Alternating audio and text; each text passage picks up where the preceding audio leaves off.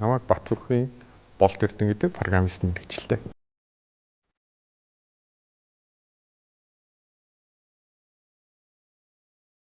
2004 онд анх програм хангамжийн мэргэжлээр сурж эхлээд одоо нөхснөөс хойш гэхээр яг сурсандаас ахуулаад явахаар нийтдээ 20 жил програм хангамжийн мэргэжлэр код хийчихэж байгаа. Программист гэж тооцоолоход төвөгтэй зүйлсийг компьютерийн хэлээр хүргүүлээд хүмүүсийн үйл ажиллагааны зөв тогтолцоог олж байгаа. Зөв тогтолцоог нь олоод тухайн юмд нь тааруулсан алгоритм зохиож байгаа. Хүмүүсийн цаг хугацаа бүгднийг хэмнэж ганц товчдаараа л асуудлыг шийдэж өгдөг мэргэжилтэй. Анх эхлээд хувийн компанид, Америкийн хөрөнгө оруулалтын компанид ажиллаж байгаа. Тэндээсээ нийслэлийн статистикийн газар болон үндэсний статистикийн хороонд программистаар ажиллаж ирсэн. Энэ хугацаанд болохоор одоо UBStat гэх вебсайтыг хийсэн, 12 шинжилсэн хөлбөрийг нь хийж ирсэн. Дараа нь болохоор одоо бол хуваарь байгууллагуудын тооцоо системийг хөгжүүлэлтийг хийж байгаа. Тэгээд хажуугаар нь энэ хүүхдийн давтлах ижлэлийн сайтыг хөгжүүлээд зав заагаараа хөгжүүлээ явж байгаа. Бидний одоо хүмүүс ер нь тэр цаг хугацааг тооцоололтод одоо хэмнэж өгж байгааг анзаардаггүй. Одоо жишээ нь гэх юм бол хэрвээ гар утасны одоо банкны апыг хийгээгүй байсан бол одоо банкны дараалт хэдэн цагийг очрлж өнгөрөх байсан бэ? Ингээл бодохоор бид нэр програмын ачаар ер нь цаг хугацаа одоо олон боломжийг биднэрт өгж байгаа. Жишээ нь гэх юм бол одоо миний хийсэн үнийн саналын систем гэж байгаа. Үнийн саналын систем дээр нь юу болд юм бэ гэхээр хүмүүс одоо гээд ямар бараа бүтээгдэхүүнийг хідэн төгрөгийн үнээр аваад тэрийгээд одоо ашиг нь хідвэ гэдэг юг одоо зүгээр Excel дээр хийгээд явах юм бол зөндөө алдаа гардаг, цаг хугацаа маш их зарцуулдаг. 2-3-7 хоног тэгүүнд нь валютын ханшны зөрөө гэж зөндөө асуудлууд гардаг. Энийг програмчлаад өгчих юм бол одоо нэг товч дараал тухайн барааны өнөөдрийн ханшаар нь бодогдоод цэвэр ашиг нь хэд байх юм, алдагдал нь хэд байх юм, шинээр авах юм бол ямар байх юм гэдэг бүх тооцооллыг нь хийгээд өгчөөр хүний цаг хугацааг маш сайн хэмж өгж байгаа. Тэгэхээр ер нь яг ийм чиглэлээр л одоо би ажиллаад явж байгаа.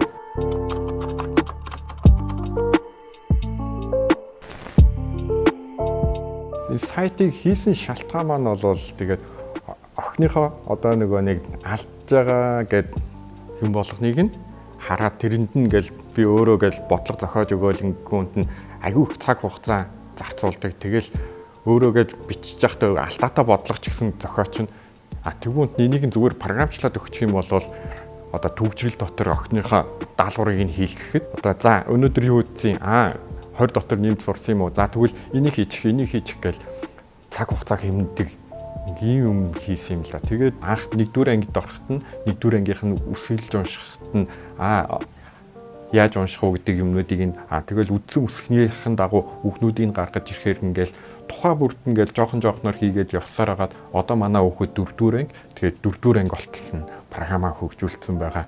Тэгээд энийг ганцхан охиндоо биш одоо бүх хүүхдүүдийг нээлттэй ашиглахаар одоо ажиллаулаад явж байгаа. Одоо дараа жил 5-р анги ороход нь 5-р ангийг хөгжүүлээл гэл явна гэсэн төлөвлөгөөтэй байгаа.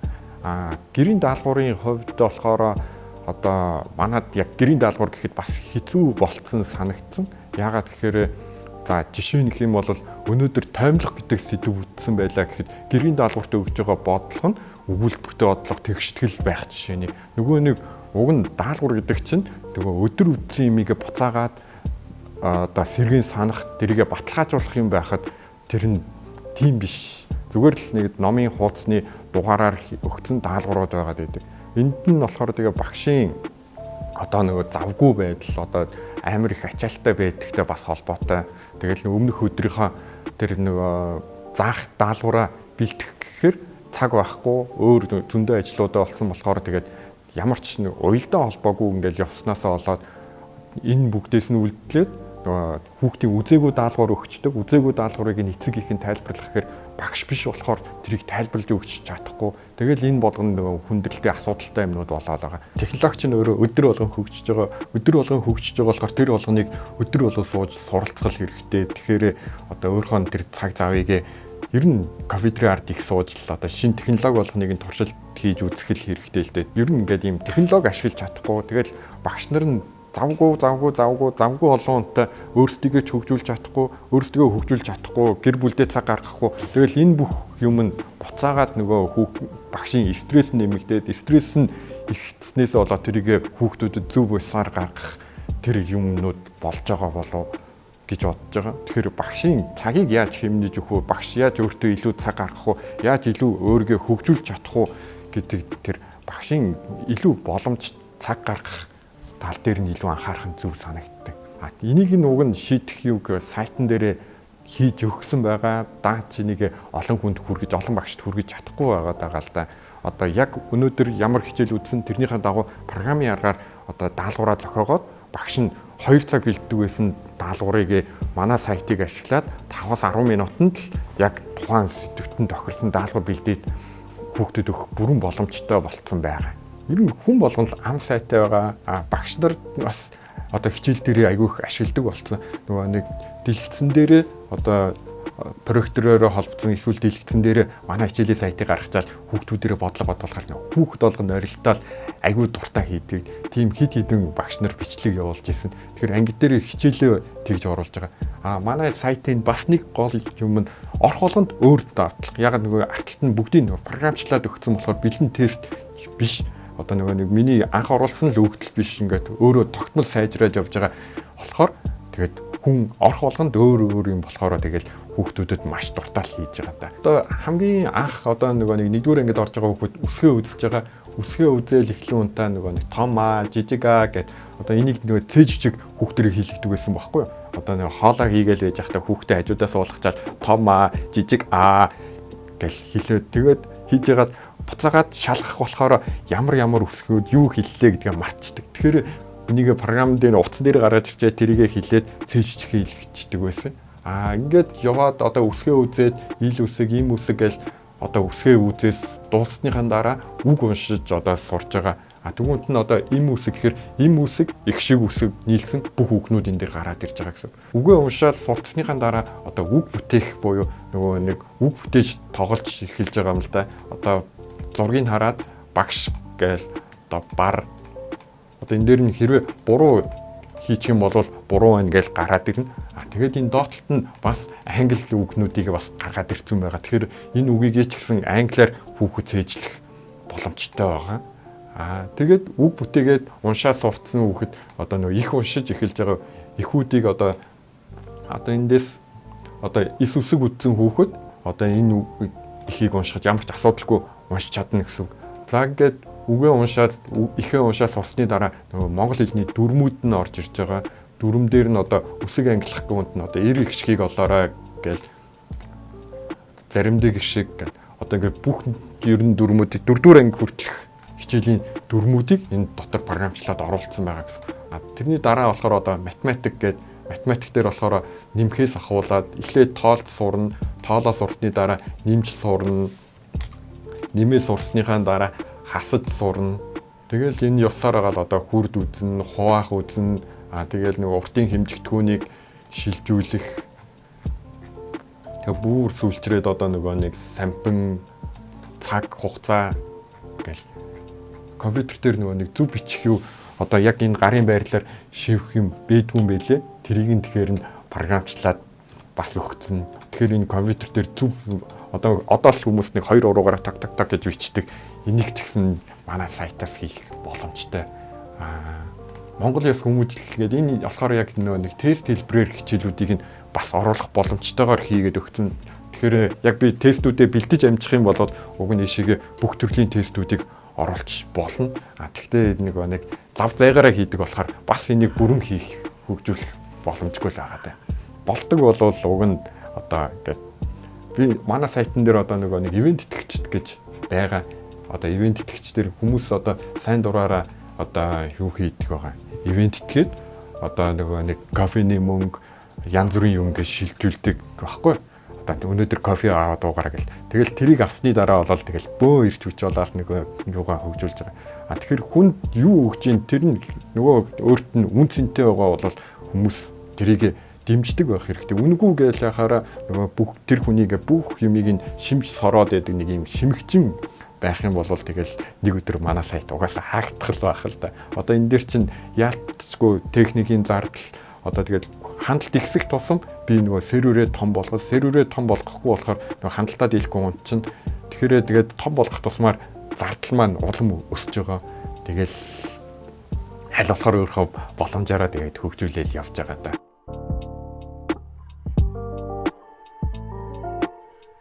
Технологиг буруутгаад байна гэдэг. Хэрвээ технологи хөгжөөгүй байсан бол лайв үзээд хэрэлдээ суух биш, түлээгээ аглаад усандаа яваал байж ах байсан шүү дээ. Тэгэхээр технологиг илүү зөв ашиглаж бид нэр өөрсдөө сурах хэрэгтэй байгаа. Ер нь эцэг эхчүүдэд их асуудал байгаа юм л да. Өөрсдөө хүүхдийн хажууд утас үзэж байгаа юм. Өөрсдөө тэгэл зурагт үзэл суугаад байгаа. Тэгэхээр хүүхдэнд ялгаагүй л эцэг эхийгээ дөөрэн. Тэгэхээр өөрсдөө яг шинэ аппликейшнд ийм боломжууд байна. Хүүхдэд тэр болгоныг нь үзүүлж харуулах юм бол тэр хэрээр хүүхэд тэрийг нь ашиглаад технологиг илүү зөв ашиглаж сурна л гэсэн үг л дээ. Тэгэхээр эцэг эхчүүд өөрсдөө технологиг ашиглаж сурах нь тэр олгогдсон цаг хугацаагаа илүү завтаа олсны юмгээ зөв зарцуулж сурах илүү хэрэгтэй л байгаа юм л да. Миний хувьд болохоор ер нь нэг ажлын яг 8 цаг гэдэг зарчимтай. Яг л 8 цагаас ажиллана. 8-аас илүү цагийг бол ерөөсөө ажилтгүй тэрийг хүн өөрийгөө хөгжүүлэх, гэр бүлдээ зарцуулах гэдэг миний одоо юугаа бас нэг одоо юу болохоор хагас сайн бүтцээний өдөр бол манай гэр бүлийн цаг. Тэр өдөр би ямар ч ажил төлөвлөдөггүй бүх юмыг хойш нь тавьдаг. Тэр цаг бол гэр бүлийн цаг гэж би үздэг байгаа. Монголчууд нөгөө монголчлон гэж бүх юмыг гээд нэг юм монголчлоод нэг юм хоёрын оронд мэддэг юм шиг мэддгүй юм шиг юм асуугаар юмыг мэднэ. Тэгээд нарийн ингээ асуух юм бол тэрийг юусэн мэддгүй. Тэгэхээр суур ингээд нарийн юмыг огт мэддгүйгийн л гол асуудал баг. Тэгэл юм асуугаар өнгөцгөн дандаа мэдлгүүдтэй. Өнгөцгөн мэдлэг нь болохоор тэгэл нэг юм мэддэг юм шиг, айкон өндөртэй юм шиг. Тэгээд яг нөгөө юу лугаа ороод нарийн детальны юм ярих юм бол ерөөсөө мэддэг юм байхгүй. Тэгэхээр тэр нарийн юмыг хөгжүүлэх тэр тал дээр илүү анхаарах хэрэгтэй. Ер нь би бол хүүхдээ хүмүүжүүлэхдээ бол яагаад гэдэг асуултыг битгий орхих. Ингээл бүх юм дээр яагаадыг асуу. Яагаад чи өндөр боловсралтай болох гэж байгаа? Яагаад энэ юмыг сурах гэж байгаа? Ингээл тэр яагаадыг асуугаад хүн сураад мэдсэн байхад яагаад та хариулж чадж байгаа бол тэгэл арга зам нь ер нь олдно л гэж үздэг юм л да. Ер нь нөгөө ямар нэгэн юмнаас хараат болох тусам ер нь л буруу л да. Тэгэхээр аль болохоор гээд тустай байх нь зөв.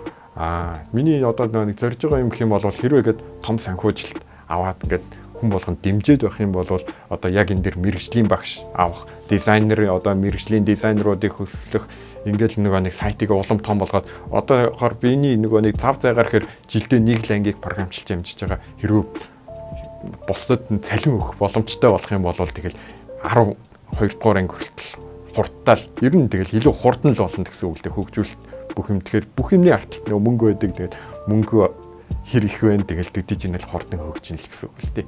Нөгөө нэг математик дотроо нөгөө нэг зөв тогтлын бодлогууд их байдаг штэ. Одоо нөгөө нэг 2-2-оор нь өгсөн ч юм уу 3-3-аар өгсөн ч юм уу. Эсвэл нөгөө ребус гэдэг нөгөө үсэг таавар маавар гэл. Тэгэхээр тэд нар чинь дандаа нөгөө юмны нөгөө зөв тогтлууд олж байгаа. Тэгэхээр миний харж байгаагаар тоо гэдэг юмыг нөгөө нэг яаж харах уу гэдгийг илүү зааж өгдөг. Одоо нэг дүрсийг уртлаас нэг хараад одоо геометрийн бодлогод гэхээр чинь дээрээс нь харж байгаа, хажуулаас нь харж байгаа гэл тал талаас нь юмыг харж байгаа. Тэгэхээр тийм тоо их бодох тусам юмыг олон талаас нь л хардаг. Эхлээд нэг дээр нэгийг нэмээд хоёр гаргасан бол хоёроосоо буцаагаад нэгийг хасдаг. Энд чинь ингээл харах юм бол яг л нэг зүй тогтолтой юм байгаа байхгүй. Тэгэхээр энийг ойлгоод эхлээл ингээд явах уу гэдэг нь өөрөө тэгээд тоолоо болчихж байгаа юм да. Тэгэхээр өөрөөр нь хийсэн програм цаг хугацаа нөхөж өгч чадчих ах юм бусдад цаг өгч чадчих юм бол тэр сайн програмист. Тэгэл улам төв болоод юмыг ингээ хэцүү болоод авах юм бол тэр тэгэл ямар ч хэрэггүй програм гэсэн үг л дээ. Бүх юмний зүй тогтлыг сайн олж ивэл тэгэл ямар ч юмыг програмчилж чадна, ямар ч юмыг програмчилж чадна гэдэг нь сайн програмист болно л гэсэн. За энэ болохоор одоо жишээ нь өгүүлбэртэй бодлогыг зохиож байгаа одоо манай код гэсэн үг. За энэ дээр болохоор өгүүлбэртэй бодлого нь болохоор анх орой 23 цагт унтахдаа өглөө 7 цагт босохоор сэрүүлэг 50 анх хэдэн цагт унтах вэ гэдэг одоо сэрүүлэгтэй бодлогоны одоо энэ жишээ байна л да. Тэгэхэд энэ дээр одоо рандомор 1-8 хүртэлх тоог аваад энэ тэр хувилбарууд нь таарсан одоо нэг зохиож байгаа гэсэн үг. Оройны одоо 20-с 24 цагийн хооронд одоо алинд нь байх үедийг рандомор аваад хариулт нь болохоор цагийг насаад өгөөд энд хариултаа гаргачихж байгаа.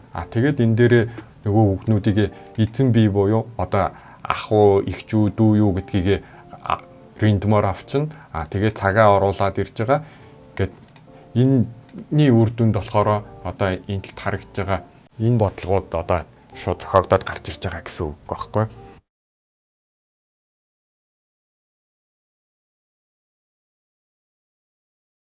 Санаа өмнөд бол зөндөө л байгаа. Тийм. Одоо хамгийн ойрын зорилго гэх юм бол одоо энэ давтлах хичээлийн сайт дээр юу хийх одоо хүүхдийн хийсэн даалгаврыг нь одоо деталь болгоноор нь бүртгээд өөрөөр хэлэх юм бол тухайн хүүхэд орж ирээд ямар дасгалыг хэдийн хугацаанд хийгээд хэдэн минут ашигласан, яг хэдэн удаа хийсэн, алдсан юмгээ хэр сайн давтсан гэж урт хугацааны жилийн эцэст нь тухайн хүүхдүүдээс оноо бодцоор хагаад хамгийн сүүлд одоо хичээл амрах үед нь одоо хамгийн тууштай хамгийн одоо бест байсан хүүхэд нь одоо материалыг одоо зүйлээр одоо нөгөө хүслийг биелүүлэе гэсэн тийм зорилго тавиад програмаа хөгжүүлээ явж байгаа.